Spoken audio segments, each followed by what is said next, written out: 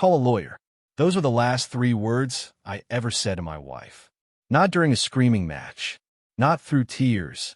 Not with my voice cracking in the driveway while the whole neighborhood watched. Just 3 words. A phone pressed against my ear. A click. And then the sound of my 6-year-old son wandering into the kitchen asking if we could get pizza for dinner. Please like this video and listen to my story till the end, and let me know which city you're listening from. That way, I can see how far my story has traveled, because I need you to hear this. All of it. My name is Daniel Mercer. I'm 38 years old. I'm an architect from Austin, Texas. I have 2 children. My daughter Lena, who is 9 years old and already carries more wisdom in her quiet eyes than most adults I've ever met. And my son Noah, who is 6, who still believes his father is the strongest man alive, who still reaches for my hand in parking lots without thinking about it. For 11 years, I built a life around a woman who always felt just slightly beyond my reach. I told myself that distance was love. I told myself the longing was just the shape of something real and deep and lasting. I know now that it wasn't love that kept me reaching. It was fear. Fear of the silence that would follow if I ever stopped. This is the story of the family trip to Bali that ended my marriage. The morning I walked out of a cliffside villa at 4:30 in the morning with both of my children, a broken-wheeled suitcase, and nothing but a note left on an empty pillow. But before I tell you what happened on that trip, I need you to understand something my wife Cara said to me 8 months before we ever boarded that plane. We were arguing about nothing. The way couples argue when the real argument is too enormous and too honest to actually have. She looked at me across the kitchen, and her voice was so flat, so eerily calm, and she said, "You know you're lucky I stayed, Daniel. Most women would have been gone years ago." I didn't say a word. I just turned back to the dishes, hands in the soapy water, eyes on the window above the sink, and I stayed quiet. That was the moment I should have known. That was the moment I should have set down the dish, dried my hands, and looked at our life clearly for the first time. But I didn't. I tucked it somewhere deep and silent inside me, the way you press a bruise and tell yourself it doesn't hurt that much. I didn't know yet. Not fully. Not enough. If you've ever stayed somewhere longer than you should have because leaving felt like giving up on everything you'd built, drop a 1 in the comments. You're not alone in this. We landed in Bali at golden hour. The kind of light that doesn't feel real. Amber and warm and soft around the edges. The way old photographs look, the way you remember your happiest days. Lena was holding 2 of my fingers with both of her small hands, the way she'd done since she was 3 years old, walking quietly beside me. And Noah was completely asleep on my shoulder, drooling through my shirt, his little body heavy and trusting against me. I had both carry-on bags on my other arm because Cara had packed a personal bag she didn't want to carry through the terminal herself. I didn't say anything about it. I just picked them up. The air coming through the open corridors was warm and thick with the sweetness of frangipani blossoms. And I remember thinking, standing there in that terminal with my sleeping son on my shoulder and my daughter's fingers wrapped around mine, I remember thinking, this is going to fix everything. This trip, these 7 days, this is going to bring us back to each other. 3 months of planning had gone into those 7 days. Every single detail is deliberate. A cliffside villa with an ocean view. A private beach dinner under string lights. A sunrise hike I had mapped out specifically because Cara had mentioned once years ago, almost offhandedly, that she'd always dreamed of watching the sun come up over Balinese rice fields. I had written that down. I had remembered it for years and never told her I remembered. That was the kind of husband I was. Then Cara's feet touched the terminal floor, and before we had taken 10 steps together, she slid her phone from her bag, turned her shoulder just slightly, just enough, and read something that made the corner of her mouth move in a way I hadn't seen in months. Not just a smile she immediately hid, the kind of smile that belongs to someone else's secret. I shifted Noah's weight on my shoulder, kissed the top of his head. Keep walking. But something in my chest, something I had been carefully, deliberately ignoring for 8 months, cracked open just slightly in that moment. Just a hairline fracture, just enough to let in a little cold air. Lena looked up at me. I smiled down at her. She didn't smile back. The villa was everything I had promised them it would be. When I opened the door and the children saw the flower petals I had arranged on their beds, something I'd called ahead to coordinate with the resort 3 weeks in advance, Noah completely lost his mind. He screamed, launched himself face first onto the mattress, and started rolling in the petals like a puppy discovering snow for the first time. I laughed. A real, deep, uncomplicated laugh. The kind that lives somewhere below all the worry. Kara stood in the doorway of the master bedroom, one hand resting on the frame, looking out at the ocean stretching endlessly below. She said quietly, "It's beautiful, Daniel." And she meant it. I could hear in her voice that she genuinely meant it. For one single moment, something in her face went soft, and she looked like the woman I had married. The one who used to fall asleep reading with her head on my chest. The one who stole my coffee every single morning without ever once apologizing for it, and grinned at me like she'd gotten away with something. Then her phone buzzed in her hand, and she stepped alone onto the balcony to read it. I turned back to the children, and that was when I noticed Lena. While Noah was still rolling in flower petals, shrieking with joy, Lena had drifted quietly to the balcony railing and was standing there looking down at the resort pathways below. There was an expression on her face that had absolutely no business being on a 9-year-old's face. Something careful, something watchful. A resort staff member passed below on the pathway, and Lena leaned over the railing and called down to him, politely, clearly, "Excuse me, are there other guests staying here this week? Other families?" The man looked up, smiled warmly, and said, "Yes, very many guests this week. Very busy season."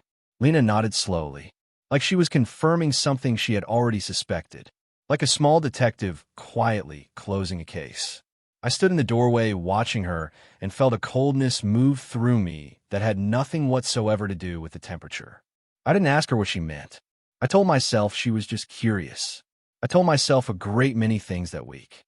Stay with me. Because the night I saw my wife sitting at a candlelit table with another man, with my son asleep on my back and my daughter's hand in mine, that was the night everything changed.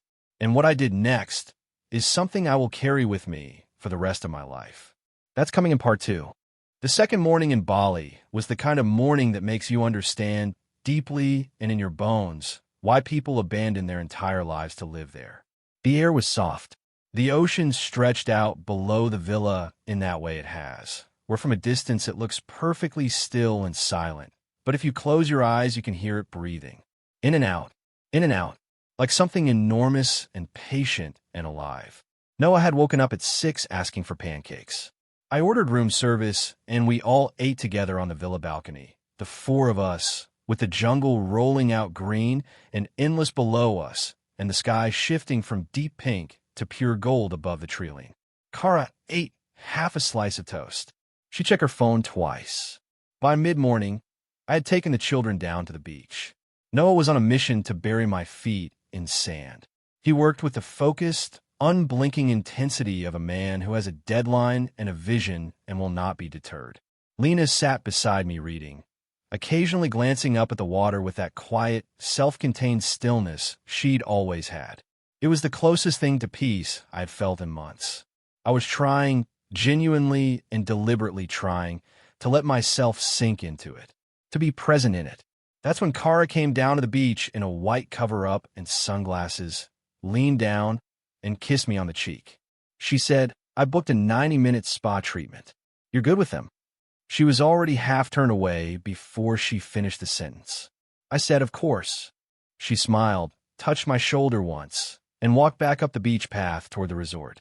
I watched her go, the way you watch something you're afraid of losing but are far too proud to chase. She reached the main resort path. She paused. She checked her phone, and then she turned left. I had studied that resort layout for 3 months. I had memorized every pathway, every building, every shortcut between the villa and the beach, the restaurants and the spa.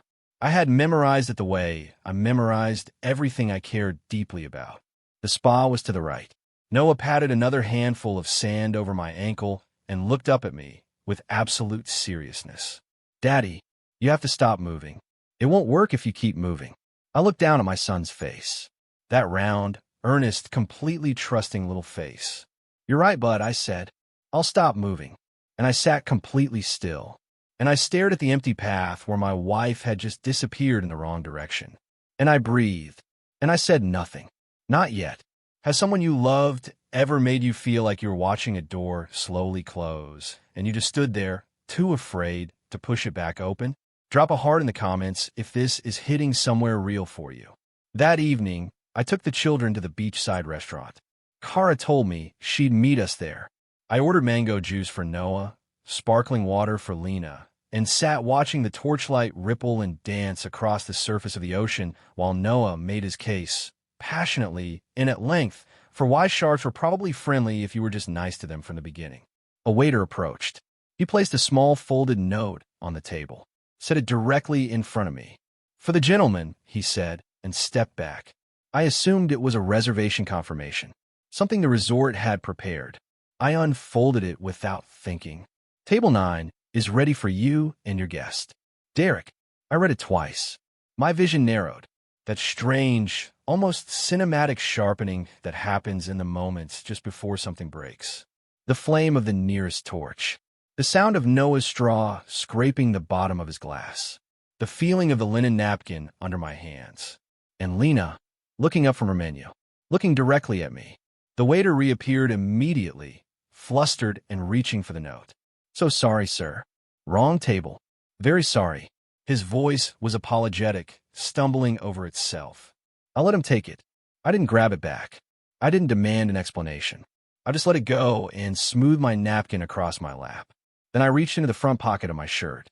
3 weeks before this trip, my best friend Marcus had pressed a folded piece of paper into my hand at a neighborhood barbecue. His face had been quiet and steady. The face of someone who loves you enough to tell you the thing you most don't want to hear. I had not opened it. I had carried it across an ocean without reading it, because I had told myself, not yet. After the trip, let me have this trip first. Let me try one more time. Let me believe one more time. I unfolded it now. Marcus's handwriting. One name, Derek Ashford. I folded it back up. I placed it in my pocket. I looked at my children sitting across the table from me. Noah was constructing an elaborate fortress out of the breadsticks from the breadbasket. Lena was watching me with those ancient, careful, knowing eyes of hers. I smiled at both of them. "So," I said, "what are we ordering?" After dinner, I carried Noah home on my back along the resort's lit stone pathways. He was heavy with food and happiness, his chin resting on top of my head, humming something tuneless and half-invented. Lena walked beside me, her hand in mine, our footsteps quiet on the warm stone. The resort's open-air cocktail lounge sits at the bend of the main pathway.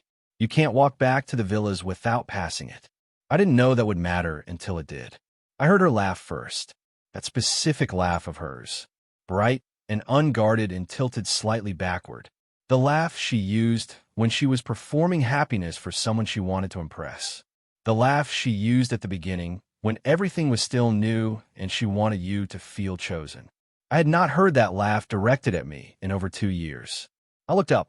Kara and a man I had never seen in person, but whose name was now sitting folded in my shirt pocket, were seated close together at a corner table, candles burning between them. Her body angled toward him. His hand moved briefly to her wrist, and she pulled back, but slowly. Not sharply. The pull of a woman who wants to appear reluctant. Not the pull of a woman who actually wants to stop. She didn't see us. I stopped walking for 3 full seconds. Noah lifted his chin off my head. "Daddy, why'd we stop?" I pointed straight up at the sky. "Just looking at the stars, bud." Both children tilted their heads back and looked up at the Bali night sky. I never looked up. I kept my eyes on my wife, sitting with another man, in candlelight, on the vacation I had planned for 3 months, because I still, God help me, I still believed in us.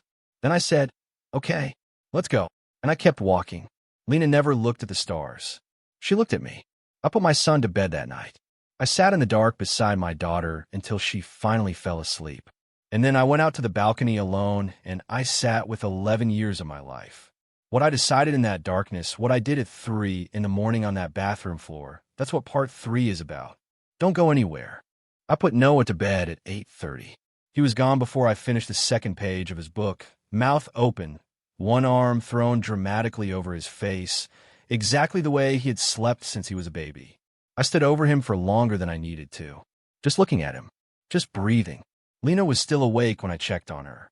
She was lying in the dark with her eyes open, staring up at the ceiling. She didn't say anything when I came in, and I didn't say anything either. I just sat down on the edge of her bed, and I stayed there, in the dark beside my daughter, while the ocean outside breathed its slow, ancient rhythm below the cliff. I stayed until her breathing finally slowed and her eyes finally closed and her small hand went loose in mine. Then I went out to the balcony alone. I didn't call Marcus. I didn't open my phone. I didn't look at anything. I just sat in the warm Bali night with the sound of the water below me, and I let myself feel fully and honestly, probably for the first time in years, the entire weight of what my life had become. I thought about 11 years. I thought about the morning Lena was born, how Kara cried into my shoulder for nearly 20 minutes. Not from the pain. She told me later it was from the overwhelming, terrifying, beautiful force of loving something that much. I held her while she cried, and I thought I was the luckiest man alive. I thought about the little notes she used to leave in my work bag. Stupid small things. A doodle sometimes. A sentence. Nothing that would matter to anyone else in the world. But I saved every single one. I thought about the exact moment I realized she had stopped leaving them, and how I couldn't name that moment, couldn't point to a date on a calendar because it had happened the way erosion happens. So slowly, so gradually, that by the time you notice the shape of something has changed, the thing itself has been disappearing for years. The villa door opened at 11:04. Kara came in glowing. Her hair is slightly different from how she'd worn it at dinner.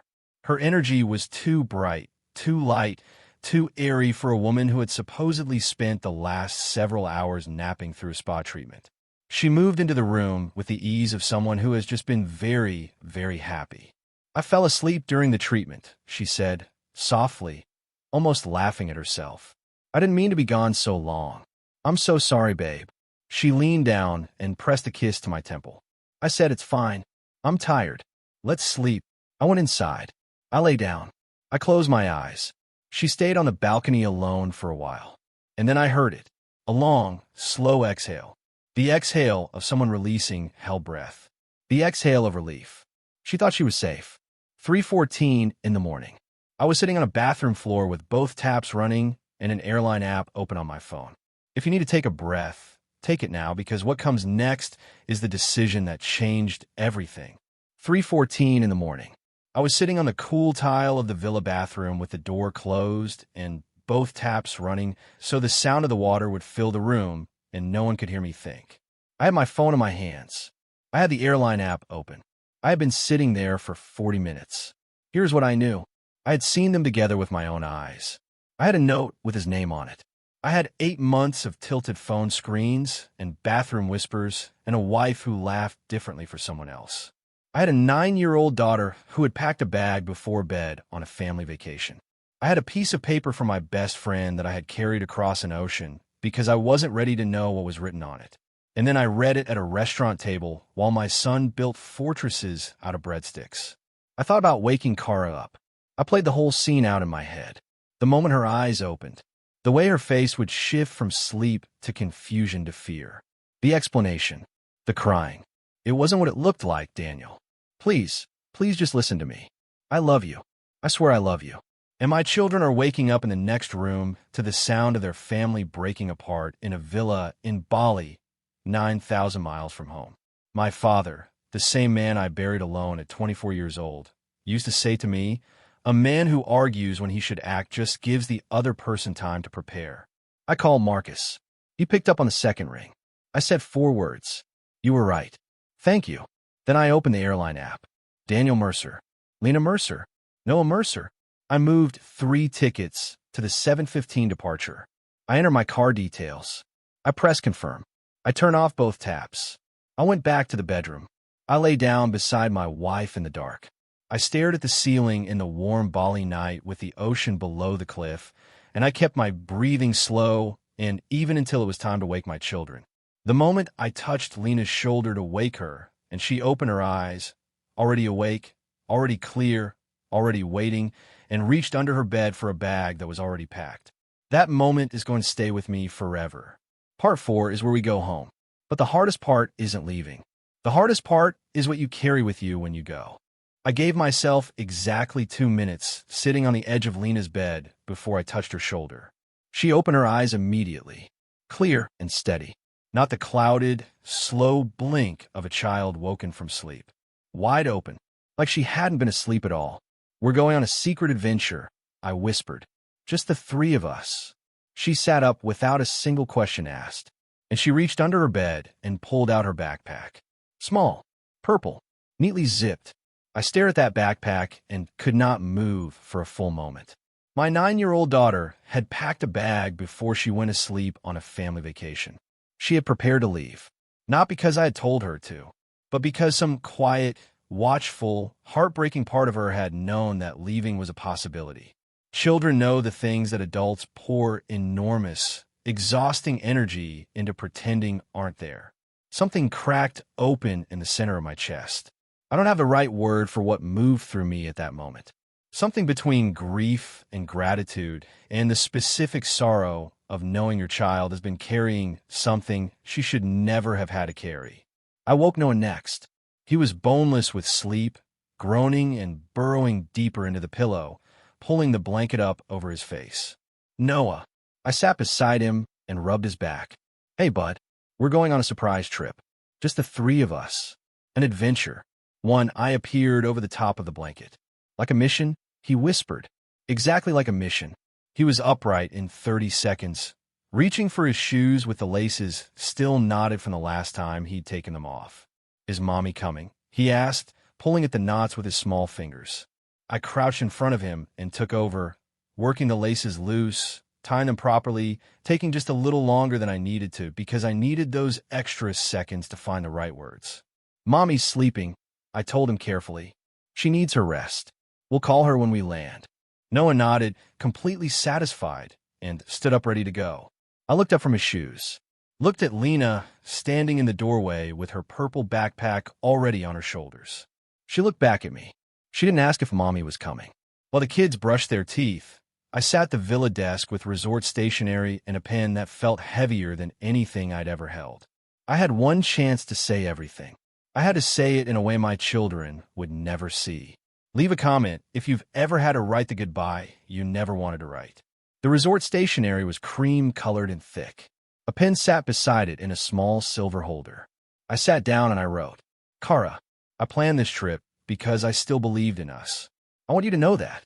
I believed in us even when I probably shouldn't have, even when the evidence was already there, already accumulating, and I chose not to see it because believing was easier than knowing. I saw you with him on the pathway Wednesday evening. I had Noah on my back and Lena's hand in mine. I watched you for 3 seconds. Then I pointed at the sky and told our children to look at the stars. I have the note from the restaurant. I have a name.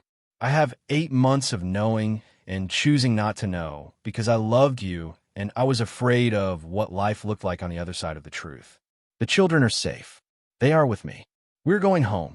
Do not call until you're ready to be completely honest. Truly and finally honest. If that moment never comes, call a lawyer instead. Daniel." I folded the letter once. I walked to the bedroom doorway. Kara was asleep on her side, one hand open on the pillow beside her. Her face was soft and unguarded the way it only ever was in sleep. She looked, in that low pre-dawn light, exactly like the woman I had married. I stood there for 10 seconds. I memorized her face. The way you memorize something you understand you're seeing for the very last time. Then I placed the letter on the empty pillow beside her. I picked up both carry-on bags. I took one last look at the room, at the ocean visible through the open balcony door, at the candles burned down to nothing on the dresser. The flower petals dried and scattered on the floor. And I walked out. I didn't look back. The airport moves with a specific quiet at that hour. Soft light, the smell of coffee. A few early travelers moved through the terminal in that unhurried, half-asleep way of people catching the first flights of the day. Noah dragged his small suitcase along the floor, the one with the broken wheel that rattled and veered to the left with every step.